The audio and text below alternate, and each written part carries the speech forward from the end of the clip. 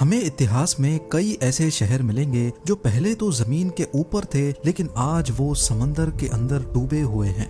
Greece के समंदर में 5000 साल पुराना एक पूरा शहर डूबा हुआ है, जिसको पावलो पेट्री कहा जाता है। वक्त के गुजरते हमारे अर्थ की जियोग्राफी चेंज हो रही है। ग्लोबल वार्मिंग की वजह से ओशंस का पानी बढ़ रहा है और इस बात में कोई शक नहीं है कि आने वाले सालों में दुनिया के कई छोटे बड़े शहर पूरे के पूरे पानी के अंदर होंगे। इस ग्लोबल वार्मिंग के नतीजे में इंडिया, पाकिस्तान और बांग्लादेश के कौन कौन से शहर कितने और कब डूबेंगे, यही सब कुछ आप आज जानने वाले हैं। ज़ेम टीवी की वीडियोस में एक बार फिर से खुशामदीद। नाजरीन, कहीं ना कहीं हम सब ने ग्लोबल वार्मिंग का नाम सुन रखा है। हमारे प्लेनेट का एवरेज टेम्परेचर दिन ब दिन बढ़ता जा रहा है, जिसकी वजह से ग्लेशियर्स तेजी से पिघल रहे हैं। ईयर 1880 से लेकर आज 2022 तक हमारे अर्थ का एवरेज टेम्परेचर 1.4 डिग्री सेल्सियस तक बढ़ गया है। और अगर सिर्फ पिछले 20 सालों को देखा जाए तो हर साल पिछले वाले से ज्यादा गर्म होता है, जिसका मतलब है कि ग्लोबल वार्मिंग का रेशो तेजी से बढ़ता जा रहा है। और नासा के मुताबिक इस बात के 95% चांस हैं कि ये ग्लोबल वार्मिंग ह्यूमन एक्टिविटी की वजह से हो रही है, जिसमें मास लेवल पे डिफॉरेस्टेशन और फॉसिल फ्यूल्स का इस्तेमाल होना भी है। फॉसिल फ्यूल्स के जलने की वजह से मुख्तलिफ गैसेस एटमॉस्फेयर में इकट्ठी होकर ग्रीन हाउस इफेक्ट पैदा कर देती हैं। अब इसके नतीजे में दुनिया भर में मौजूद बर्फ के ग्लेशियर्स आहिस्ता आहिस्ता मेल्ट होकर ओशंस का लेवल बढ़ा रहे हैं। फॉसिल फ्यूल इस्तेमाल करने से पहले ही ईयर 1800 से लेकर 1900 तक ओशंस का लेवल 6 सेंटीमीटर्स तक बढ़ चुका था, यानी तकरीबन 2.5 इंच। लेकिन फॉसिल फ्यूल्स इंसान के हाथ लगने के बाद से ओशंस के लेवल में खातिर खा इजाफा देखा गया। ईयर 1900 से लेकर 2000 तक ओशन लेवल्स में 19 सेंटीमीटर्स का इजाफा देखा गया है, जो पिछले 100 सालों के मुकाबले में करीब 3 टाइम्स ज्यादा है। इससे भी बुरी खबर यह है कि अगर ईयर 2000 से लेकर आज 2022 तक सिर्फ इन 22 सालों को देखा जाए तो ओशंस का लेवल पिछले 100 सालों के मुकाबले में डबल स्पीड से बढ़ रहा है। नेशनल एटमॉस्फेरिक एडमिनिस्ट्रेशन का कहना है कि अगर इसी स्पीड से ग्लोबल वार्मिंग होती रही और ग्लेशियर्स मेल्ट होते रहे तो ईयर 2100 तक हमारे समंदरों का लेवल 2.5 मीटर्स तक बढ़ जाएगा। और ये वाकई एक बहुत ही अलार्मिंग सिचुएशन है। यानी ईयर 2100 तक वो कोस्टल सिटीज जो बिल्कुल समंदर के साथ लगी हुई हैं और जिनकी एलिवेशन भी सिर्फ 2.5 मीटर या उससे भी कम है, वो आधी से भी ज्यादा समंदर के अंदर होंगी।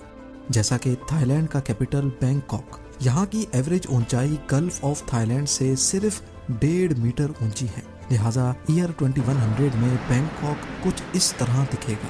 बांग्लादेश के कैपिटल ढाका में बुरी गंगा रिवर के किनारे अच्छी खासी आबादी पानी के अंदर होगी।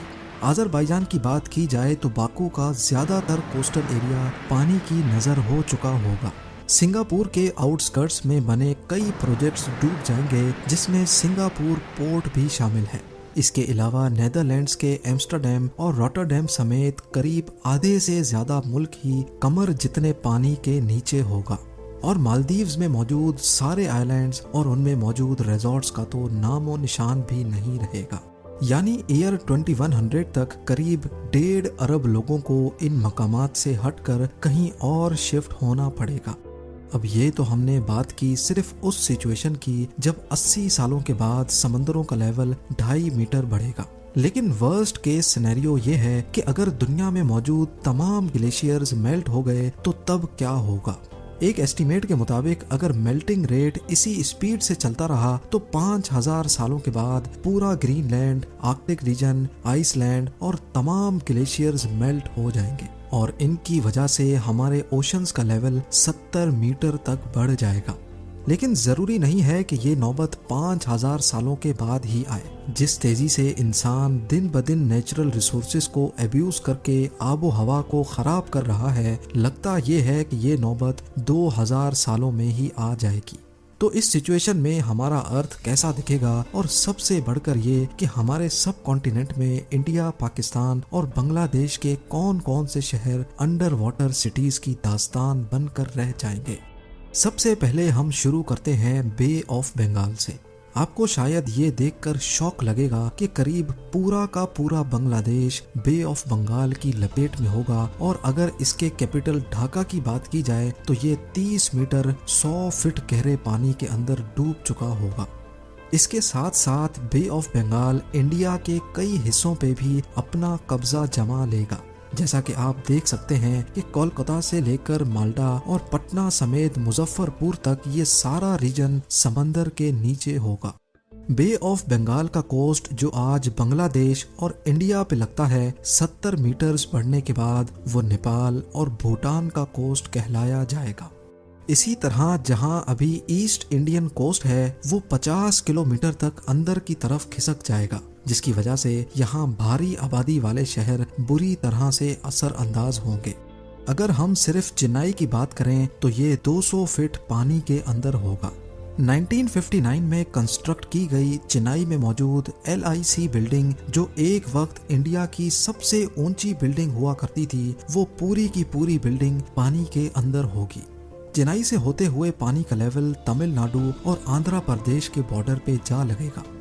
इंडिया के वेस्टर्न कोस्ट पे नजर दौड़ाई जाए तो 70 मीटर्स बढ़ने के बाद नॉर्थ और साउथ गोवा के तमाम बीच रिजॉर्ट्स मलिया मेट हो जाएंगे। ना ही मुंबई बचेगा और ना ही नवी मुंबई, क्योंकि ये पूरा area all the way Gujarat के बॉर्डर तक 54 मीटर्स यानी 177 फीट गहरे पानी की नजर हो चुका होगा। यानी मुंबई का लोधा ट्रम्प टावर अगर तब तक बच गया होगा तो इसके 15th फ्लोर तक इंडियन ओशन का राज होगा। आगे बढ़कर अगर गुजरात की बात की जाए तो यकीनन आप ये जानकर हैरान रह जाएंगे कि गुजरात एक आइलैंड बन चुका होगा। जैसा कि आप भी देख सकते हैं कि 70 मीटर्स बढ़ने के बाद अरेबियन सी के पानी ने गुजरात को इंडिया से अलग कर दिया है। और अगर तब तक इंसान की नस्ल बची तो अहमदाबाद शायद कोई बीच रिजॉर्ट में कन्वर्ट हो जाएगा, क्योंकि अरेबियन सी का बॉर्डर आगे बढ़कर अहमदाबाद तक जा लगेगा। अब आ जाते हैं पाकिस्तान पर। हैरत अंगेज तौर पे पाकिस्तान की पूरी सिंध प्रोविंस ही अरेबियन सी की लपेट में आ चुकी होगी। कराची से लेकर हैदराबाद, नवाबशाह, सक्खर से होते हुए जैकोबाबाद तक 400 किलोमीटर्स में आने वाली तमाम मेजर सिटीज कई 100 फीट पानी के अंदर गुमनाम शहरों की शक्ल इख्तियार कर लेंगी। आबादी के हिसाब से दुनिया का 7वां बड़ा शहर कराची 190 फीट अरेबियन सी के बॉटम पे होगा। जो आज यहाँ जानी मानी बिल्डिंग्स और स्काई स्क्रैपर्स हैं, वो समंदर के अंदर मौजूद उस वक्त की अंडर वाटर डिस्कवरीज में शायद दिखाई जाएंगी।